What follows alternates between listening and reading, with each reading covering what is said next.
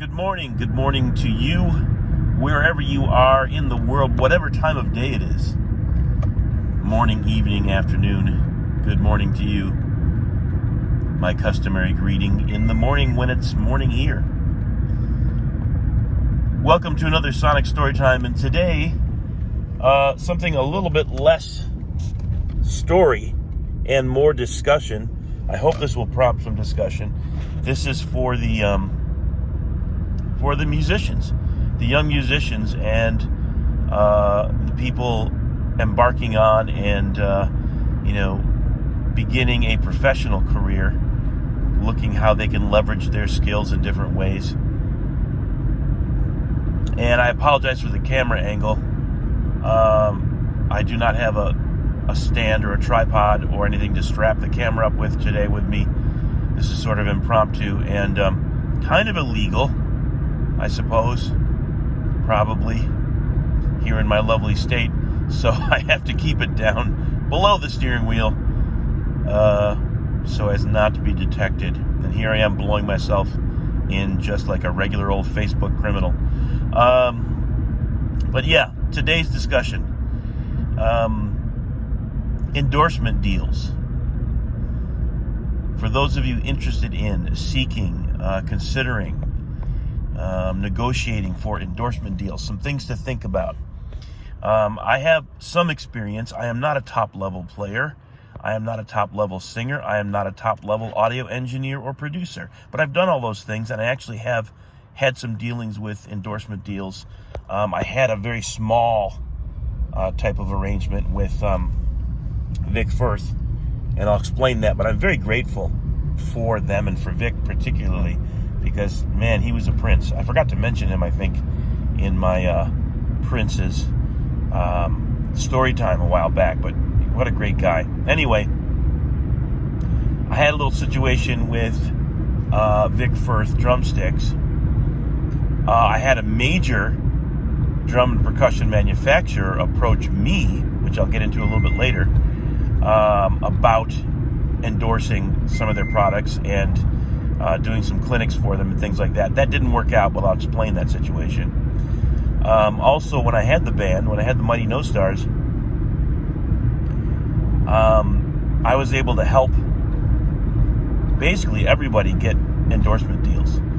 We got our guitar player a full deal for a guitar, which led to Joel, our bassist, and I working together on, putting a package together for him to get a deal with Barker Bass.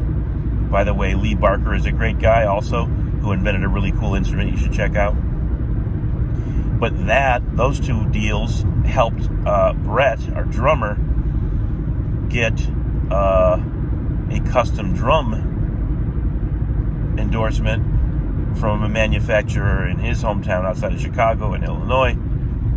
So I didn't really have anything to do with that particular deal, but I think based on the strength of him being able to say, hey, yeah, we've got a record out and it's doing really well, and two other guys in the band have endorsements, he was able to leverage that into an endorsement deal for himself.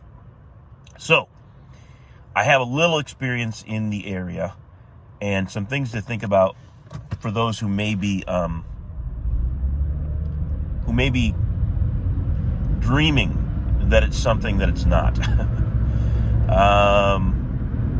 It's great if you can get one or two or five. It's awesome. But one important thing to think about, I hear so much of this these days. The language has shifted over the years, and I think younger players started to use an endorsement deal as a seal of approval. So they started to say, I'm endorsed by Zildjian, or I'm endorsed by Vic Firth, or whatever. And now that's almost like standard language. It's appalling to me, because when you get an endorsement deal and you do endorsements, you are endorsing that company and their products, not the other way around. So yes, there is a process, and they certainly are selective, and it's not for everybody, and they're going to put you through a little bit of that process. But you have to realize that it's, an audition, an interview for them just as much as it is for you, to see if it's a fit for both of you. And when you make an agreement with them, you are endorsing their product. Don't let them use the language, "we're endorsing you," and don't you use it either, because that's not what an endorsement deal is. And it's really aggravating to me and others who have been around this business a while to hear that. It puts all of the apples in their cart. Okay? A company should be looking for you to endorse their drums or their guitar amp or their guitar or their audio equipment or whatever, because you have some type of cachet or potential to have the ability to reach the audience they want to get to. Therefore, you're valuable to them, so you are endorsing their product. In a subjective field like music and the arts, some other company endorsing you as some, qualified exemplar of whatever it is kind of preposterous, in my opinion. But don't play into that. Don't play into that they endorse you. Because what that ultimately does, even though it sounds cool and it looks good on your resume maybe, or your little bio write-up, you're giving them all of the control. Okay? I hope I've expressed that well enough, but don't do it. Besides, it's just silly. All right, so there's that aspect. The other thing to think about is, sorry about the beeps. There's something going on with my car, and it does that randomly every once in a while. I'm trying to figure out what it is. But kind of makes me feel like I'm piloting the Galileo 7 and it's going down. So there it is again, orbit decaying. So what endorsement deals are nowadays, and have been for 20 to 30 years probably. I used to work in music retail years ago and had some sense of what they were back then. And if you were a big enough artist to be able to garner this kind of attention, they would just throw equipment at you. Sometimes even, pay in some way, put you on the payroll, even if it's just some little stipend or whatever. They would just give you free cymbals, free drums, free guitars, whatever, as many as you could smash, right? That is not how it is today. Most deals are at cost. So if you get an endorsement deal with a company, you are going to be buying the equipment at cost or a very discounted rate. And there is still an expectation, a pretty high expectation, that you will use that gear publicly and talk about it. So you shouldn't be photographed with other things. Now, a lot of the big-time drummers take all these deals, or whatever instrument it happens to be. I'm kind of familiar with the drums and percussion area, but, take these deals, use the equipment, and then also use whatever it is they want, whatever they've been accustomed to, and just try to make sure they don't get, filmed or have pictures taken with the non-endorsement deal. But really, you should try to work with companies that you believe in, trust, like their products, because, from an integrity standpoint, you should definitely be using the company that you're endorsing. Use the gear from the company that you're endorsing. I still try to use Vic Firth sticks, even though we don't really have an official arrangement anymore. But I think they're good products, and I think it's a great company. And Vic Firth was a great guy. So I'm trying to be loyal to that situation. But yeah, you're going to be paying for your stuff for the most part. So it's not freebies. Don't expect boxes and boxes of equipment to arrive at your house and no bill with it, because that's not how it is. It hasn't been that way for years. They started to get selective back in the 80s, early 90s about who got these deals. Then they started to make them, at cost. And now a lot of times it's pretty much just you pay for the equipment with a little bit of a discount. So maybe a little fantasy bubble popping there, but just so you know what the deal is.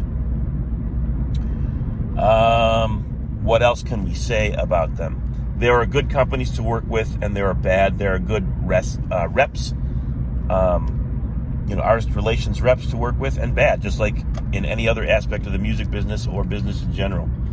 My personal story. Somehow, I can't remember. Really, I can't. But somehow I was connected with Vic Firth. And I took part in a teaching artist program. I may or may still not be listed on the website. I don't know. But I haven't heard from them in years. I think Vic passed, and that's probably a big part of it. But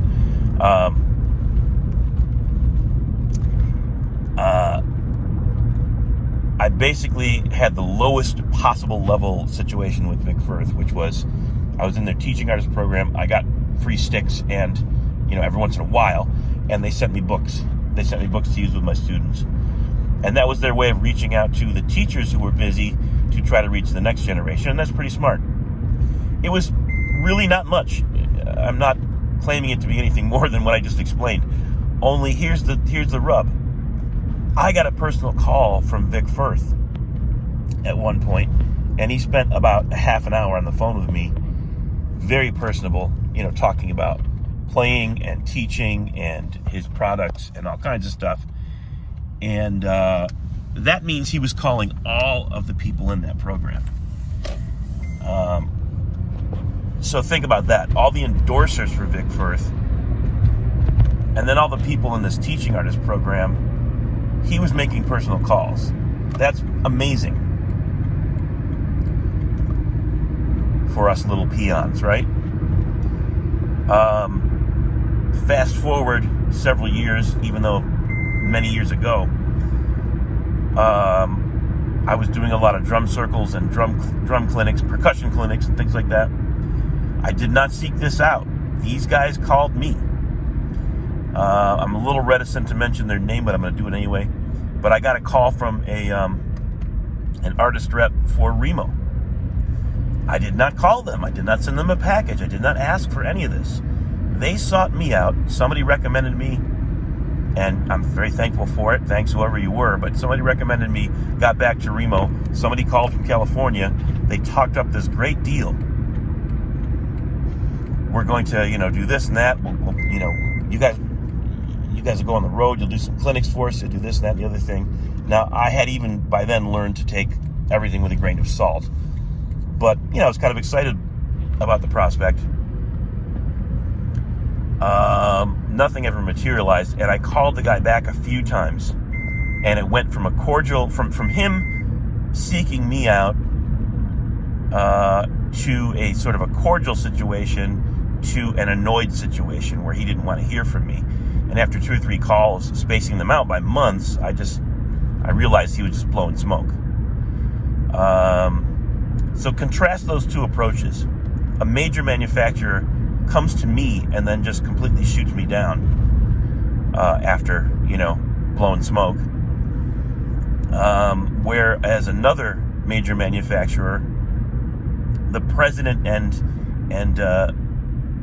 designer, creator, inventor himself, calls every person on his teaching artist list.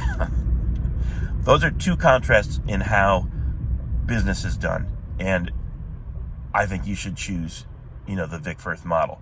So, as you are interviewing companies you may want to work with, as far as endorsement deals go, look for those quality companies that not only make great products, not only make things that you are willing to use and pay to use, but and also not only that will help, you can help each other, you can increase your market share and reach with them, and vice versa, your awareness, so people know who you are and your band. But pick people of integrity that you want to work with, because hopefully it's going to be a long-term relationship. But if people are not able to be honest and tell the truth from the beginning, then that's no good. It doesn't matter what the deal is. It doesn't matter what they tell you it is. Look for quality people to work with. They do exist in the music business. You may have to work a little harder to find them, but they're out there. All right, so just a little reality check on endorsement deals. You endorse them. You're, interviewing them as much as they're interviewing you. And